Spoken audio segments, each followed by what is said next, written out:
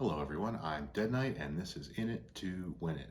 Don't forget to hit subscribe and get updates on what's going on with this channel and leave respectful comments in all the videos. Today we are going to talk about my Season 87 Legend run in Wild, which I once again did with Pirate Warrior, with a few changes though. So this deck is really strong and in my opinion has never been stronger because of the new Wailing Caverns meta in Wild. The most important factor in the Wild meta right now is Stealer of Souls. This new card is just a dominant Warlock card and has brought a new Warlock archetype vaulted to the front of the meta. It's the most powerful thing in the game right now, and it's making people panic, and the meta is totally crazy right now. So this deck by itself is good, but there are two decks that do really well against it. One is Secret Mage and the other is Pirate Warrior. Now the other thing about Pirate Warrior is that Pirate Warrior absolutely stomps Secret Mage. Your win rate against Secret Mage is absurdly high, and I want to get into what makes this deck so good against both those decks and just good in general. So the most important thing about this new version that I'm showcasing today is that there are no spells in this deck. So I was running Cutting Class to draw some cards for very inexpensive cost when you have a weapon equipped, and also Nitro Boost Poison, which buffs your weapon and buffs a minion for 2 mana if you've corrupted it.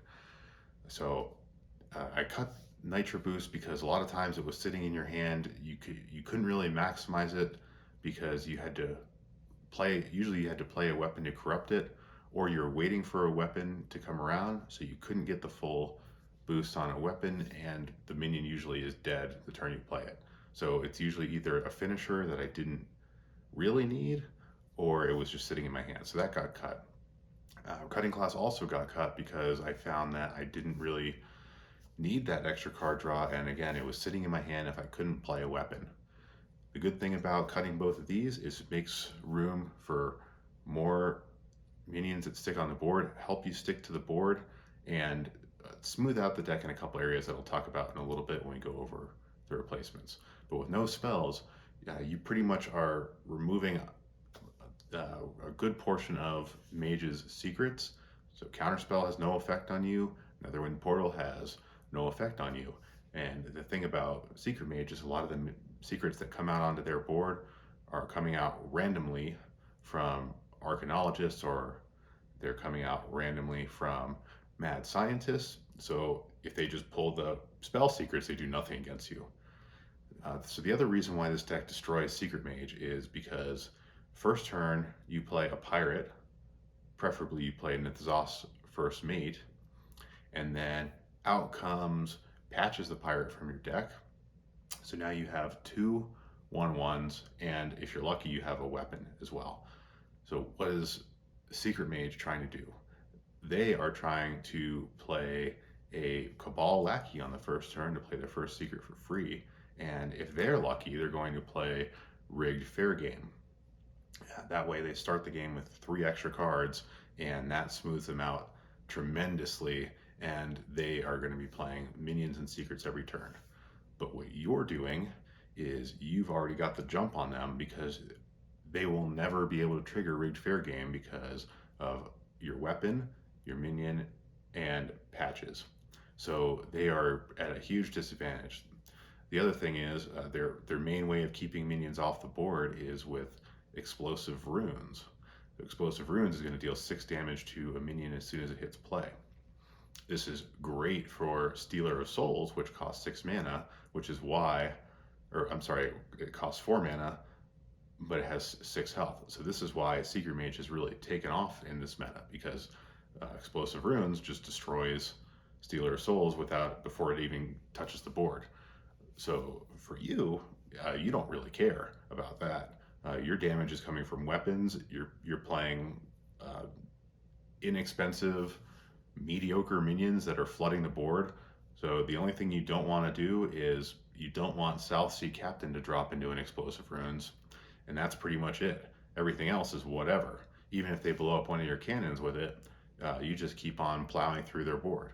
So between Outrider's axe, drawing cards, and your steady flood of minions, starting with patches coming out of the gate, there's not really much they can do to take the board back. There's only two ways that Secret Mage can beat you. One is Arcane Flak Mage plus 2 secrets, which means that they would have also had to have picked up Ancient Runes. So that's not an easy ask for that deck. And the other one is if one of their random secrets happens to be Flame Ward and you already have a huge board, and it's hard to recover from that. So a huge win rate against Secret Mage, which has a solid win rate against Stealer of Souls Warlock. Now this deck beats Stealer of Souls Warlock as well, because Stealer of Souls Warlock usually cannot get going until turn 5. So is it possible for them to get going sooner?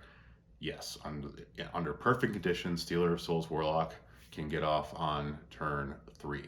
That means they're on the coin, and they play Demonic Studies on turn 1 to reduce the cost of their minion. Then they play it again on turn 2. Then on turn 3 they play Stealer of Souls and coin out a Plot Twist, and then everything in their deck is free. It's really early, they have a ton of health, and they can get their combo going and kill you. So what you do, obviously in that situation there's not really much you can do, but in every other situations, your deck is very fast, has a very strong board presence, so it's very hard to clear. The only thing you have to do is watch out for Defile. So as long as you can prevent yourself from having a 2 health minion or a 1 health minion on the board, you just play your deck as fast as possible and kill them, because under not ideal circumstances, they can't get off until turn 5, and most decks are dying on turn 5. Even if they're still alive on turn 5, if they are at very low health, they're not going to be able to play a Plot Twist and then play a Violet Illusionist to go off. So you want to get them as low as possible so they have less flexibility to play spells with health to find the rest of their combo and then just win. And against other decks, we've already covered that in the showcase. Hand Buff Paladin's a little too slow for this deck in most cases, unless they get super lucky with Blade Master Samuro.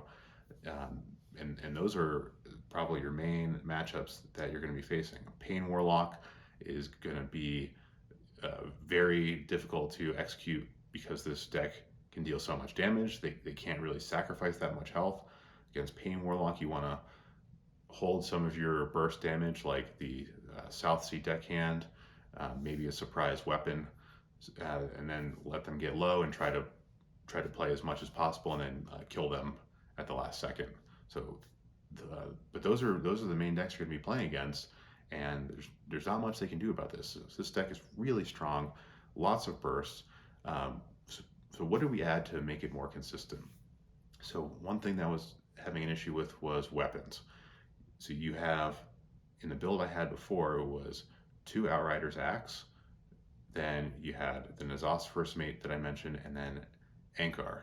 So with just that, you have 14 durability worth of weapons, plus you have the Bloodsail Corsair to give 2 extra. So you think, okay, well I've got up to 16 durability weapons here, but what happens is if you don't draw one of those 5 cards to get you a weapon to start that chain, you have no weapon, and that cuts your damage output substantially and cuts your consistency and your ability to control the board.